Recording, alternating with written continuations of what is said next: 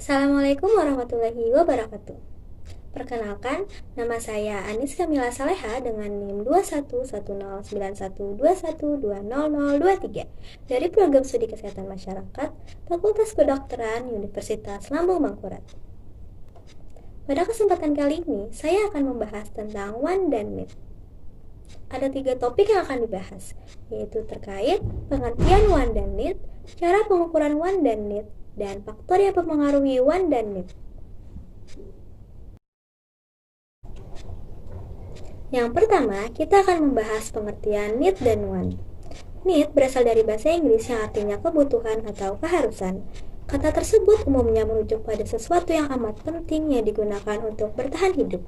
Jika hal tersebut tidak terpenuhi, maka seseorang akan mendapatkan dampak buruk seperti sakit, tidak dapat beraktivitas dengan baik, bahkan sampai pada menyebabkan kematian. Menurut Abraham Maslow, need atau kebutuhan adalah hierarki kebutuhan manusia yang diatur dalam 5 tingkatan, yaitu kebutuhan fisiologis, keamanan, sosial, harga diri, dan aktualisasi diri. Secara umum, kebutuhan dikelompokkan menjadi 2 kelompok. Ada kebutuhan objektif atau fisik, dan yang kedua ada kebutuhan subjektif. Kebutuhan objektif adalah kebutuhan yang terpenuhi melalui hal-hal yang nyata atau hal-hal yang dapat diukur. Contohnya adalah makanan, air, tempat, dan udara. Di sisi lain, kebutuhan subjektif adalah kebutuhan yang tak terlihat alias bersifat psikologis. Contoh ini adalah harga diri, rasa keamanan, dan rasa diakui. Selanjutnya ada kata want. Want juga berasal dari bahasa Inggris yang memiliki arti keinginan. Kita umumnya menggunakan kata want tersebut untuk mengekspresikan hasrat atau keinginan, baik yang tiba-tiba atau keinginan di masa yang akan datang. Want berbeda dengan need. Jika need dapat sama di semua orang, sedangkan want tidak bisa. Setiap orang memiliki keinginan yang berbeda-beda. Menurut Abraham Maslow, want atau kehendak adalah keinginan manusia yang berkaitan dengan kebutuhan aktualisasi diri dan pengembangan diri seperti keinginan untuk belajar, menciptakan, dan mengembangkan keterampilan. Dari pengertian di atas dapat disimpulkan bahwa need adalah kebutuhan yang apabila tidak terpenuhi akan berdampak negatif pada kehidupan, sedangkan want adalah keinginan yang apabila tidak terpenuhi tidak akan berdampak serius kepada kehidupan.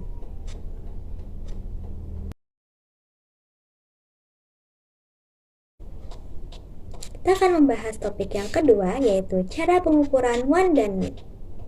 Caranya yang pertama adalah secara observasi. Kita dapat datang atau melihat secara langsung ke lokasi yang kita tuju. Apakah need dan want yang telah direncanakan oleh seseorang benar-benar dijalankan atau didapatkan. Yang kedua yaitu secara survei. Kita menanyakan secara langsung pada pihak yang kita targetkan dalam kegiatan need dan want, karena kita tidak bisa meramalkan apa yang telah terjadi tanpa mengetahui secara langsung dari pihak yang ditargetkan. Yang ketiga yaitu secara interview. Kita dapat mengetahui need dan want dengan melakukan interview atau wawancara secara mendalam kepada seseorang. Yang keempat yaitu dengan diskusi. Interview tadi dilakukan ketika target yang diinginkan individu atau hanya satu orang saja. Jika target kita adalah suatu kelompok, maka mengukur want dan need kita menggunakan diskusi atau FGD, Focus Discussion Group, di mana kita akan berdiskusi secara terarah tentang want dan need yang diperlukan dalam suatu kelompok tersebut.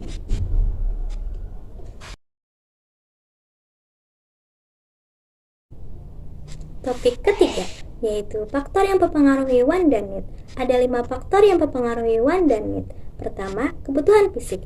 Faktor ini mencakup kebutuhan dasar manusia seperti makanan, air, tempat tinggal, pakaian, dan lain sebagainya. Kebutuhan fisik yang tidak terpenuhi dapat memicu keinginan atau wants untuk memenuhi kebutuhan tersebut. Yang kedua, kebutuhan psikologis. Faktor ini mencakup kebutuhan manusia untuk merasa aman, dicintai, diakui, dan memiliki rasa harga diri yang tinggi. Kebutuhan psikologis yang tidak terpenuhi juga dapat memicu wants untuk memenuhi kebutuhan tersebut. Yang ketiga, pengalaman masa lalu.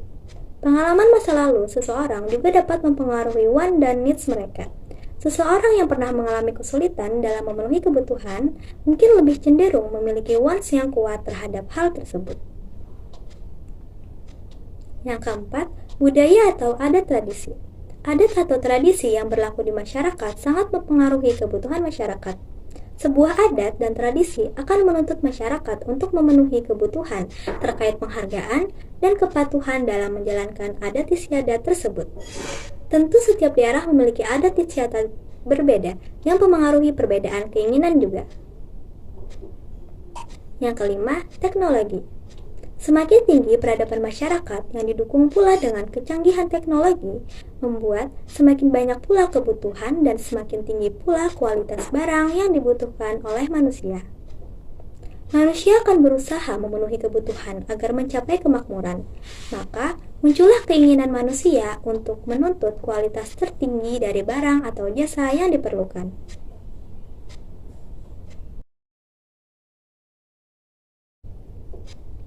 Sekian yang dapat saya sampaikan, semoga pemaparan tadi dapat memberikan manfaat. Terima kasih. Wassalamualaikum warahmatullahi wabarakatuh.